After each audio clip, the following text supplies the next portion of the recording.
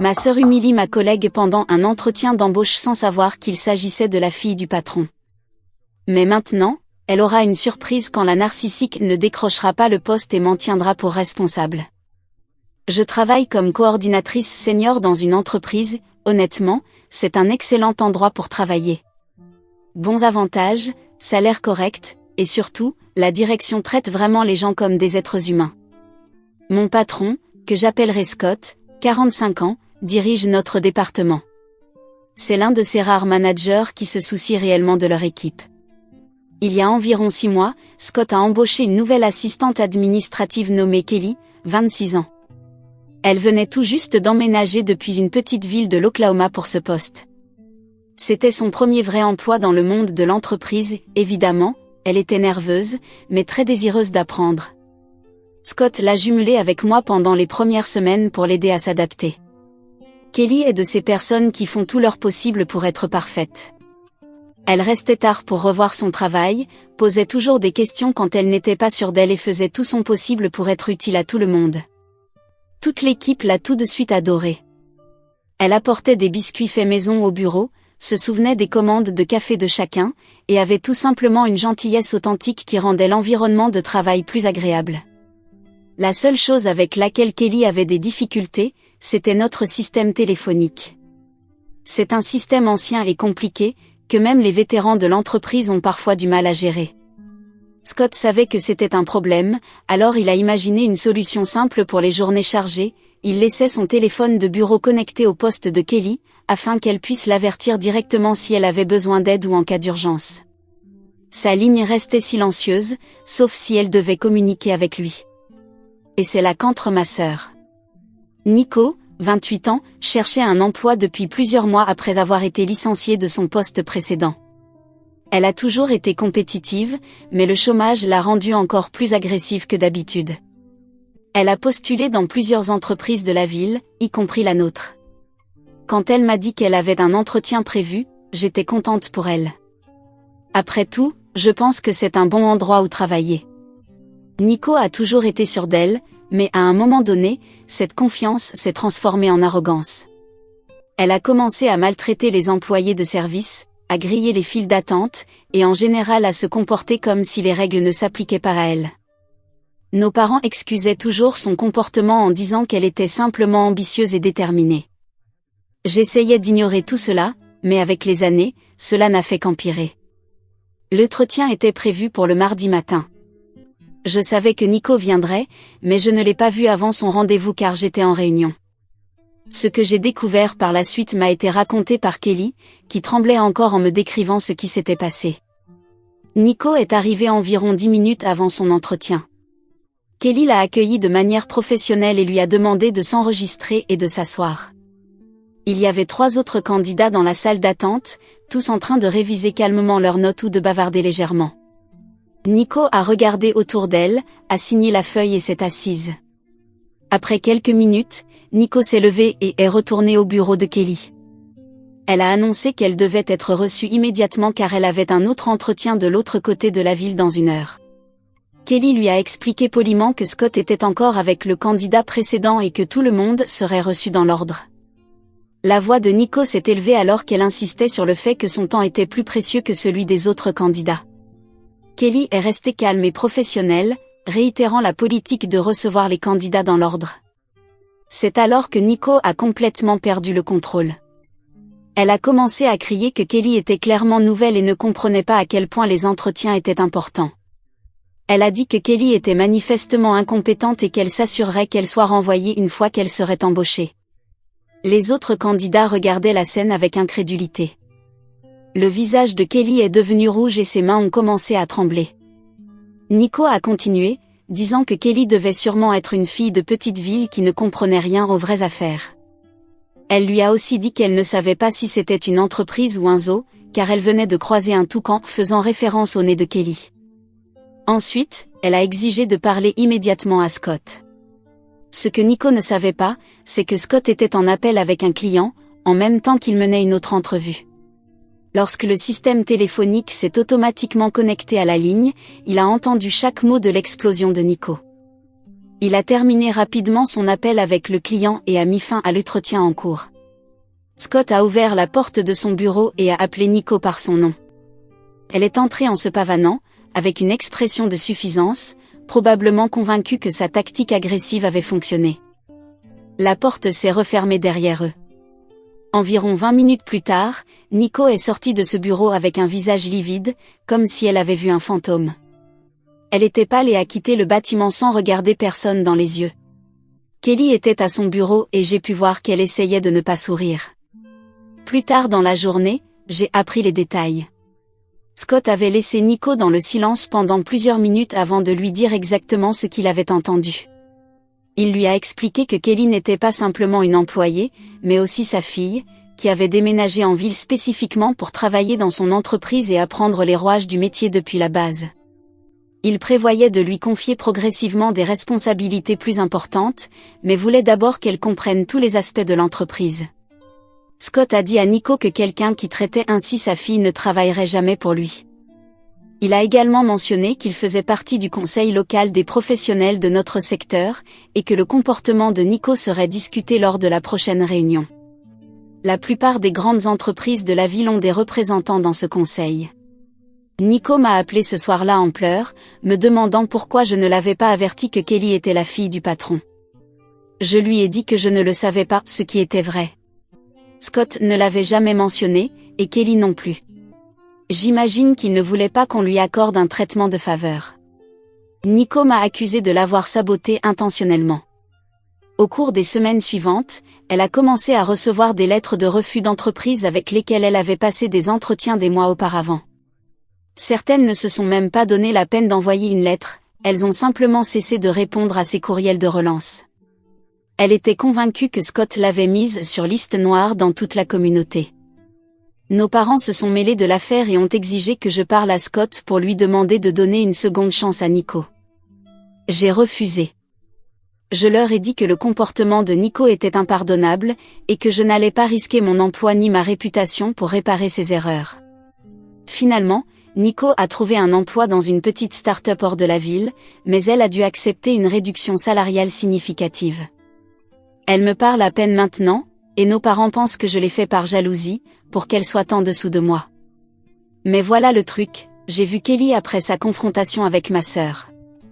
Pendant plusieurs semaines, elle s'est comportée différemment. Elle a commencé à douter constamment d'elle-même, à s'excuser pour des choses qui n'étaient pas de sa faute. Il lui a fallu du temps pour redevenir la personne joyeuse et confiante qu'elle était avant. Mes parents pensent que j'aurais dû avertir Nico des règles de savoir-vivre lors d'un entretien, ou au moins lui dire d'être gentille avec le personnel.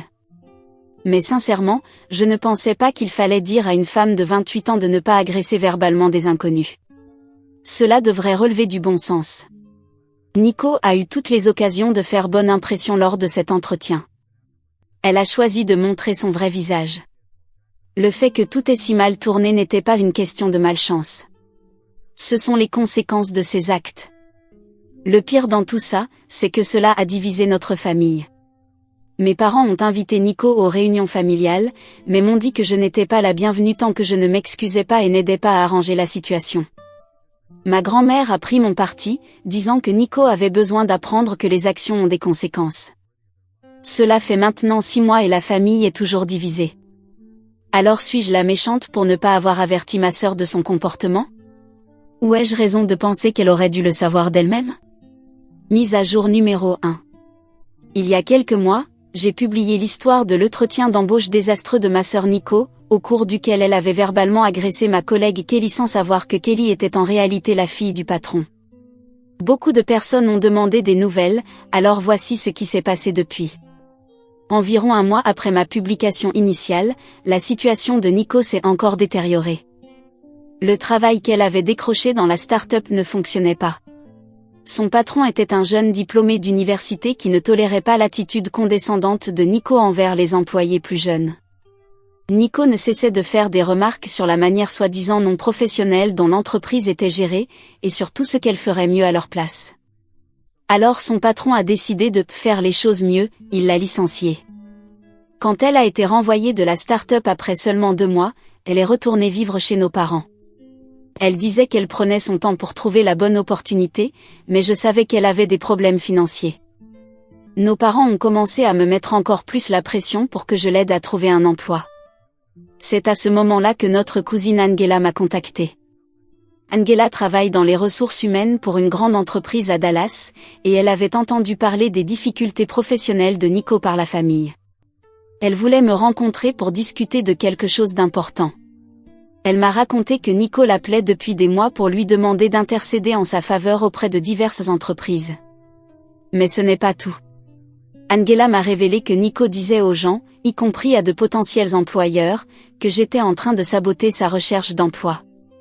Nico affirmait que son entretien raté était de ma faute, et que le fait de maltraiter Kelly n'était qu'un prétexte inventé par Scott, à ma demande, pour ne pas l'embaucher.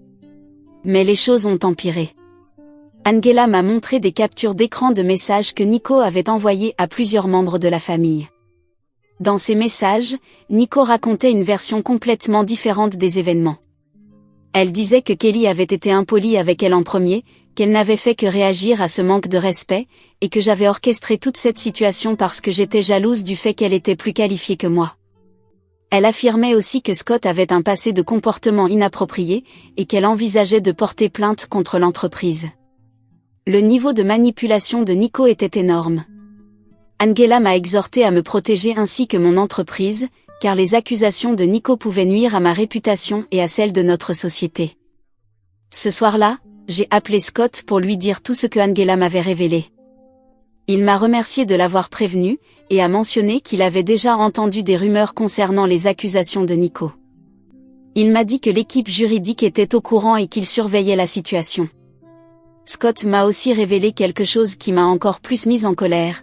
Kelly recevait des messages anonymes sur ses réseaux sociaux.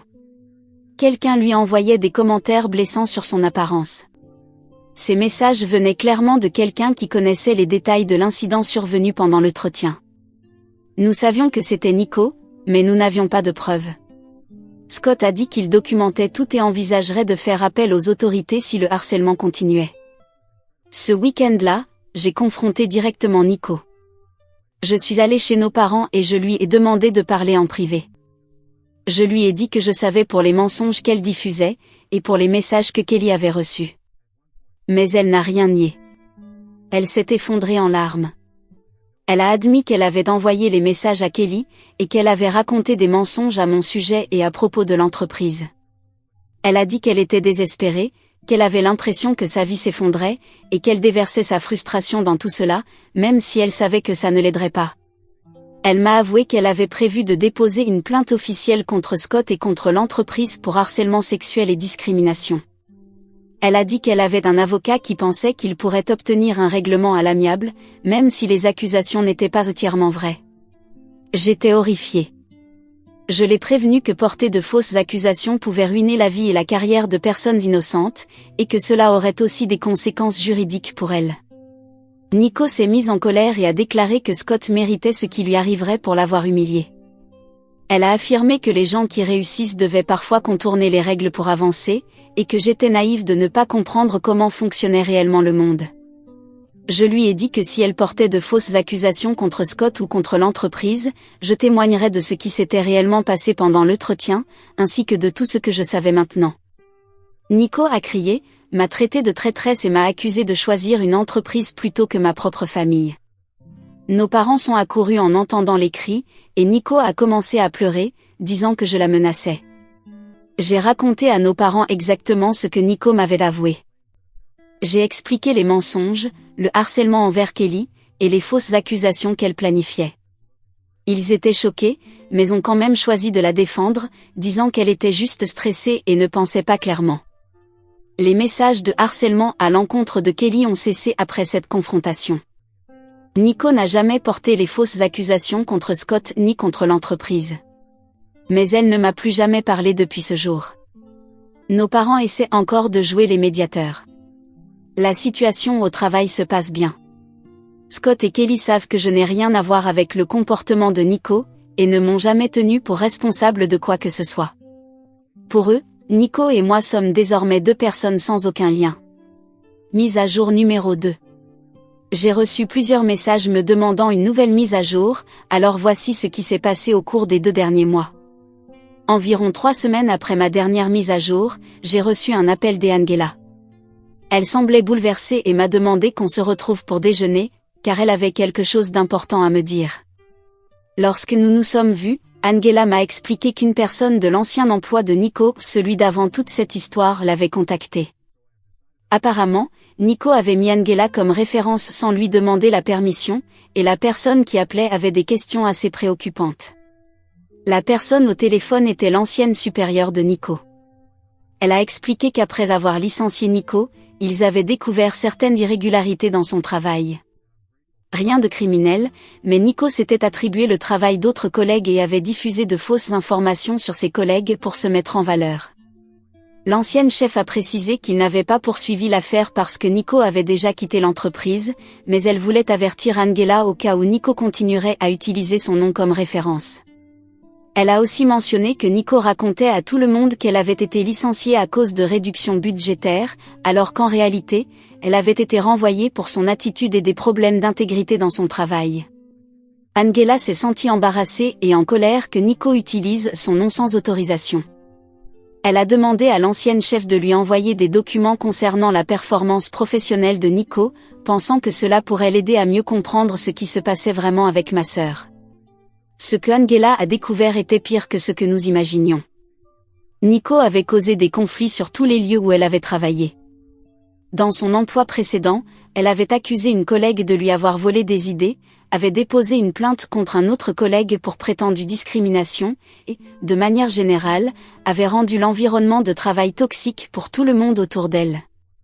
Angela m'a partagé ces informations parce qu'elle s'inquiétait de ce que Nico pourrait encore faire. Elle m'a ensuite suggéré de prévenir Scott concernant les antécédents de Nico à faire de fausses accusations sur son lieu de travail. Mais avant même que je puisse décider quoi faire, la situation a dégénéré d'elle-même. Environ 1 semaine plus tard, Scott m'a appelé et m'a demandé de venir dans son bureau. Il avait l'air sérieux, et j'ai eu peur qu'il se soit passé quelque chose de grave. Quand je suis arrivée, Scott m'a montré une lettre qu'il avait reçue d'un avocat représentant Nico. La lettre accusait Scott d'avoir créé un environnement de travail hostile et affirmait qu'il avait discriminé Nico en raison de son origine ethnique. Elle comportait aussi des allégations vagues concernant le comportement de Scott envers les employés, et suggérait qu'il existait une culture de népotisme et de favoritisme dans l'entreprise.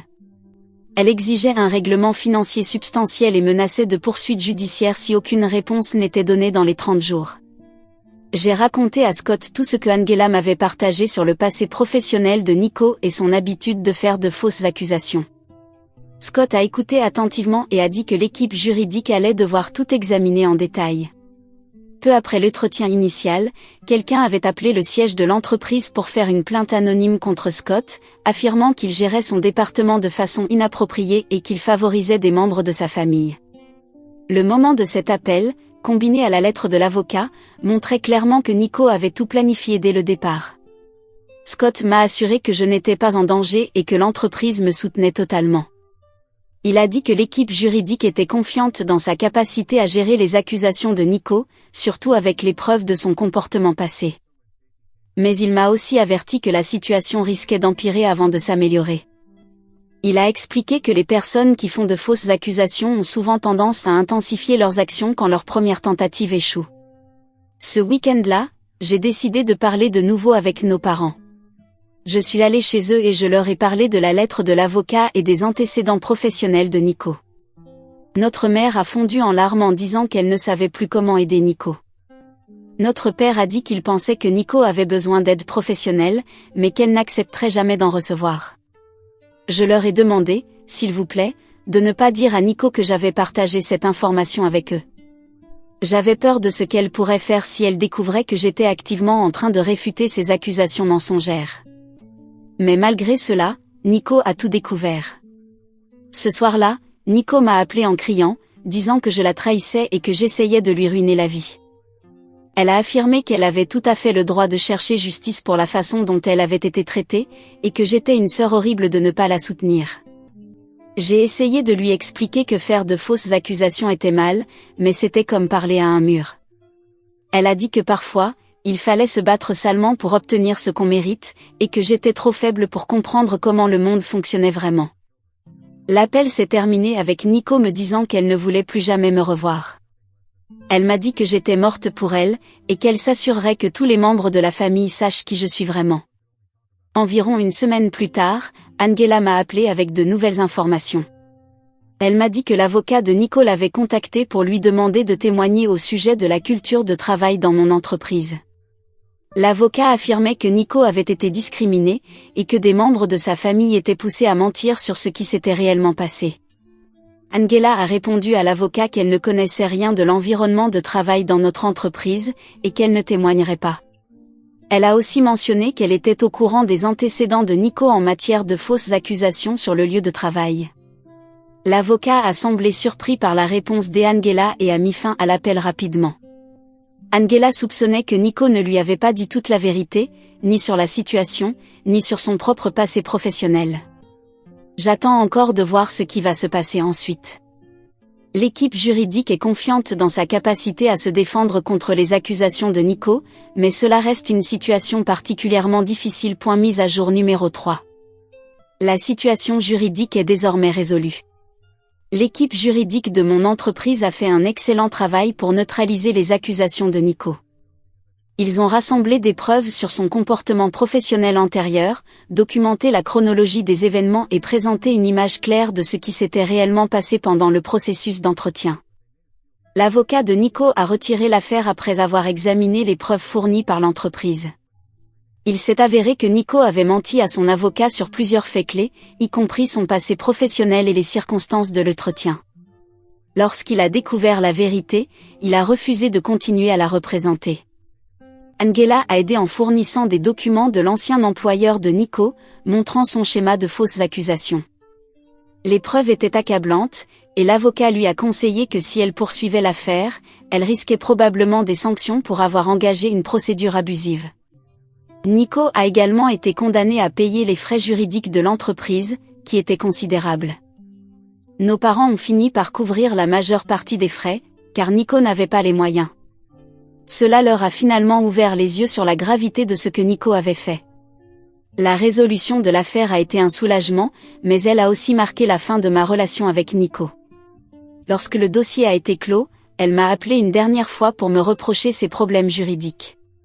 Elle a dit que si je l'avais soutenue comme une véritable sœur, rien de tout cela ne serait arrivé. Je lui ai répondu que je ne pouvais pas avoir une relation avec quelqu'un prêt à détruire la vie de personnes innocentes pour son propre bénéfice.